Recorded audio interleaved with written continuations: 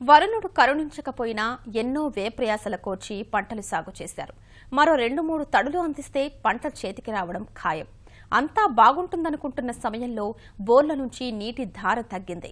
క్రమేణా ఆ చుక్క కనుమరుగైంది. కళ్లెదుటే పచ్చని పంట ఎండిపోవడం చూసి రైతన్నల గుండె కలుక్కుమంది. పంటను కాపాడేందుకు అప్పు తెచ్చి మరీ బోర్లు వేశారు. 2 నెలల కాలంలో ఏకంగా 5,000కు పైగా బోర్లు వేశారు. కానీ చుక్క నీరు రాలేదు. కేవలం బోర్ల తవ్వకానికే అక్కడి రైతులు 15 కోట్ల రూపాయలకు పైగా ఖర్చు చేసినా ఫలితం శూన్యం. ప్రకాశం జిల్లాలో నెలకొన్న కరువు పరిస్థితిపై ప్రత్యేక కథనం.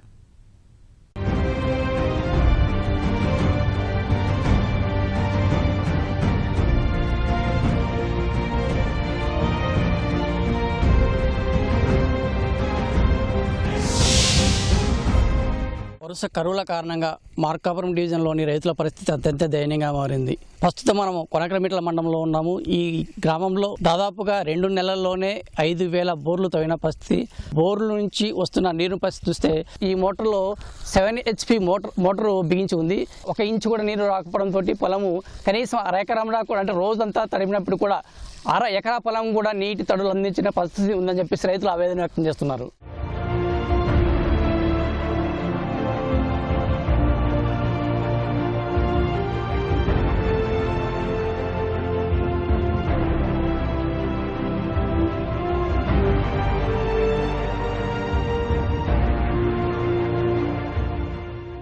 ప్రకాశం జిల్లా కొనకనమిట్ల మండలంలో 50,000 ఎకరాల సాగుకు యోగ్యమైన భూములున్నాయి.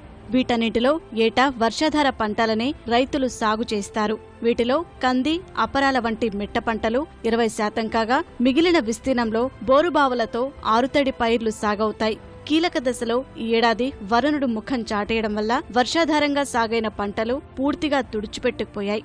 బోరుబావుల కింద సాగు చేసిన పంటల పరిస్థితి ప్రశ్నార్థకంగా మారింది. సాధారణ వర్షపాతం కూడా నమోదు కాక భూగర్భ జలాలు పాతాళానికి పోయాయి.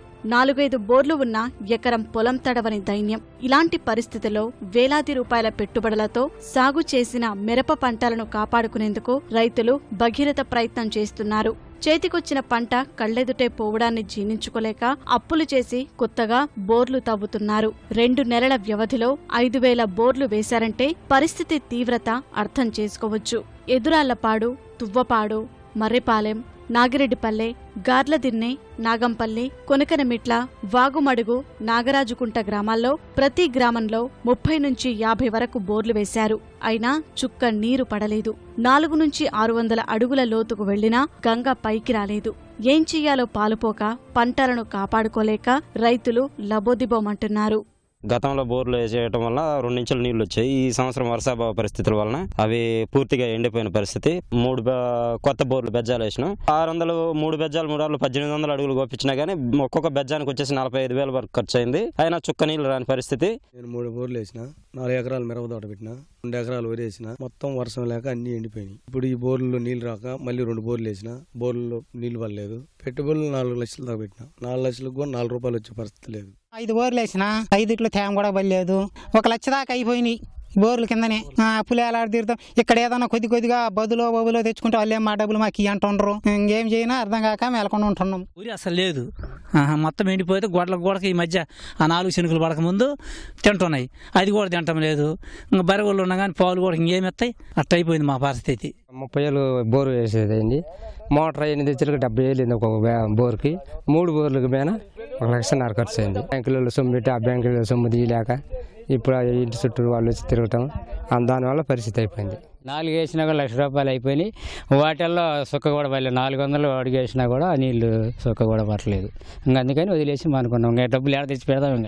ఇంకేం లేదు సార్, ఈ సంవత్సరానికి పంట అనేది ఏం లేదు. ఇక పెట్టుబడి కూడా రావు సార్. వర్షాభావ పరిస్థితులు పండ్ల రైతులను కూడా తీవ్ర ఇబ్బందులు పాలన మొత్తము మండల వ్యాప్తంగా 600 హెక్టార్ల పంటల తోటలుంటే ప్రస్తుతము 300 హెక్టార్లు కూడా పంట చేతికొచ్చే అవకాశం లేదు. ప్రధానంగా గార్లదిన్న, చిన్నారకట్ల, పెద్దారికట్లు దాదాపుగా 200 హెక్టార్లో చీని, నిమ్మ, బత్తాయి తోటలు పూర్తిగా రైతులు నష్టపోవడం జరిగింది. దాదాపుగా ఎకరానికి 4 లక్షల నుంచి 5 లక్షలు నష్టపోయే అవకాశం ఉందని చెప్పేసి రైతులు వాపోతున్నారు.